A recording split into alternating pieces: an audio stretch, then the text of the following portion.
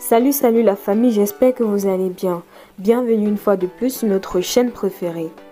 Aujourd'hui, on s'étame note d'une nouvelle information en Afrique.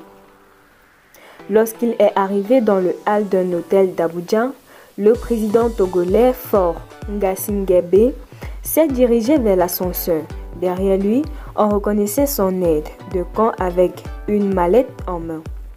Dans cette petite valise, il y a notamment le schéma de sortie de crise que proposent les militaires de Niamey. La durée de la transition, le sort réservé au président renversé Mohamed Bazoum ou encore les sanctions qui frappent durement le Niger. Le général Abdourahmane Tiani a fait ses propositions via le chef de l'État togolais qu'il a reçu à Lomé peu avant le sommet d'Abuja. Dans le même hôtel de la capitale nigériane, un peu plus loin, une autre silhouette connue, celle de Ounoumoudu Mohamedou, premier ministre du président nigérien renversé. Sauf changement de dernière minute, c'est lui et non le représentant de la junte au pouvoir qui va s'asseoir dans le fauteuil de la dernière au drapeau du Niger.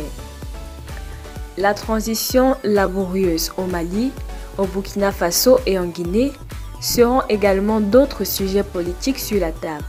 À Bamako, la date de la présidentielle devrait en principe être rapidement connue, ce qui serait un bon point, analyse un diplomate. Dans le cas du Burkina Faso et de la Guinée, les chefs d'État ou leurs représentants parleront de la durée des transitions politiques et de la place accordée localement dans les débats aux formations politiques légalement créées.